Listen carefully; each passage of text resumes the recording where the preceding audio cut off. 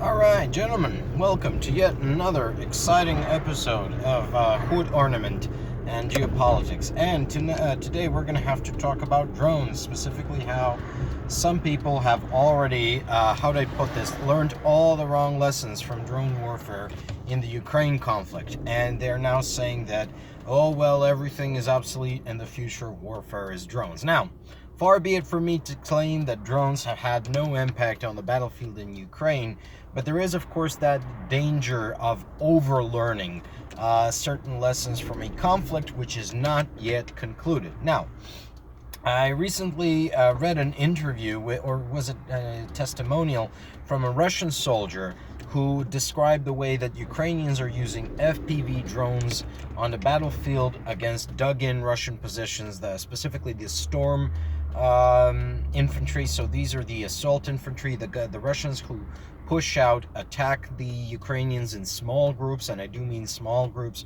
of 3 or 4, because if more than 3 guys bunch together, that's a very juicy target for the artillery. And then they dig in near or adjacent to Ukrainian positions. This conflict is getting to be a little like this, where basically you got Ukrainians and Russians in fighting positions essentially adjacent to each other and trying to fight, and how the Ukrainians target them. So apparently the Ukrainians target the Russian infantry when they're moving to and fro fighting positions. So if you're moving towards your objective, you're a target for FPV drones. If you're retreating from it, you're a target for FPV drones. If there's guys coming in to reinforce you, you're a target for they are a target for FPV drones. And if there's guys coming to resupply you, they're a target for FPV drones. And of course, if you leave the dugout for any reason, such as, for example, taking a shit, because you obviously cannot go to the bathroom in your own dugout, in your own trench, well, I hope people understand why they can't do that. You know, this is the Russian army, though. I wouldn't be surprised if they just piss and shit where they're supposed to be sitting. Well, if you do that, the Ukrainians will target you with FPV drones. Well, this is essentially how traditionally snipers would have acted. So they cannot hit you in your trench, so they target you when you come, when you go, when you get reinforcements, when you get resupply, and they especially target soldiers who leave the dugout in order to go to the bathroom, because that's demoralizing as fuck if a man cannot take a shit, take an honest shit and live to tell about it. There's even, stories from the Second World War that this was possibly the worst things you could do, one of the worst things you could do to an enemy squad, because it's not just deadly, it's also humiliating. Anyways, so people are saying, well, wait a minute, I thought drones were something else. And the reality of FPV drones, so these are first-person view drones that dive into the target and self-destruct, kamikaze drones, they're sometimes called. They're basically flying hand grenades. Right? They have comparable destructive power, comparable firepower to that of a hand grenade. In fact, I think they're slightly less destructive than a hand grenade, because a near miss, like if a hand grenade went off in front of my vehicle, I would probably die. But that's not always guaranteed with FPV drones. Sometimes they get, they hit near an enemy soldier, and that enemy soldier survives. Now, there's always shrapnel, but they don't really have that guaranteed kill radius a hand grenade does. Even like the old school pineapple or Stielhandgranate from the Second World War. Well, anyways, so what is really the innovation there? Well, giving an army a very large supply of flying hand grenades is actually does make quite a difference. Infantry is very vulnerable. Of course, you got FPV drones, which are far more effective against armored vehicles. So, for example, the Ukrainians have the Baba Yaga drone, which is I think an octocopter. It's got the 8 rotors, right? And it carries a lot more explosives. I think the earliest models were carrying an old school anti-tank mine, just carrying the mine, not even modifying it in any way to fly on a drone.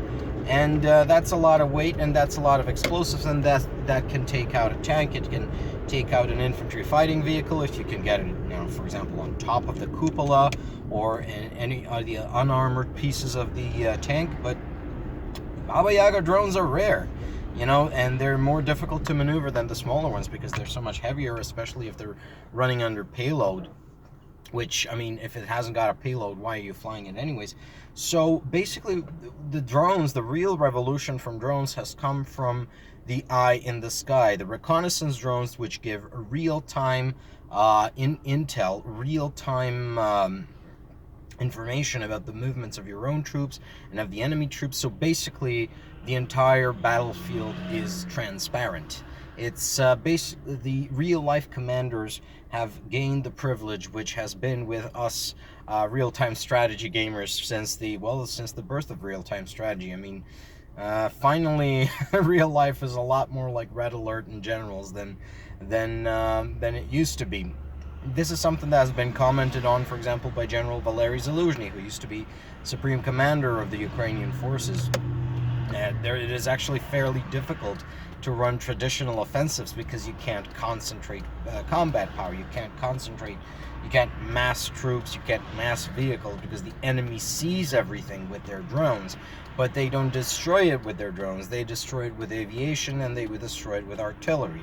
Now, both Ukraine and Russia are post-Soviet militaries, so that means that there will both be artillery-heavy militaries. Like they're going to be relying on ground-based tube and rocket artillery to be doing the bulk of attrition, to do the bulk of destroying the enemy, which is necessary to win wars, right? To win battles and win wars. If in Western NATO-style militaries, the bulk of the attrition, the bulk of the boom will come from the aviation arm. And in classical terms, like if you're thinking in Clausewitzian terms, these guys are still artillery. They're still just the guys that make things go boom. But yeah, that's the real killer. Pairing the artillery with observation drones, in this sense, the drones have really replaced another of the sniper's traditional roles in warfare, and that is to be an observer, to be the recon element, and also to be the forward artillery observer. Now, it used to be you would have to dedicate an infantryman, usually a sniper, because of their unique training. Snipers are trained to essentially conceal themselves and observe the enemy without being observed themselves. Of course, sometimes they kill. They haven't got much specialized equipment, despite what my people think. The best snipers in the world usually just rely on the iron sights, because that makes you more difficult to detect. And basically, if you're good enough, most rifles, yeah, you don't really, I mean, you need the optics in some cases, but in the vast majority of cases, the optics are just a bonus. A good enough sniper can drop you with the iron sights. And so in this sense, the the drones have once again replaced one of the roles of the sniper, which is recon, which is forward observation, especially for artillery and airstrikes. Which is, a lot of people are saying, the tank is obsolete, the helicopter is obsolete, the IFV is obsolete, this is obsolete. But what has really sort of begun disappearing in the battlefields of Ukraine is the sniper, because a lot of the roles previously occupied by the sniper, which is a highly specialized position of an infantry position, it takes a lot of training. Basically, what did people say at one time?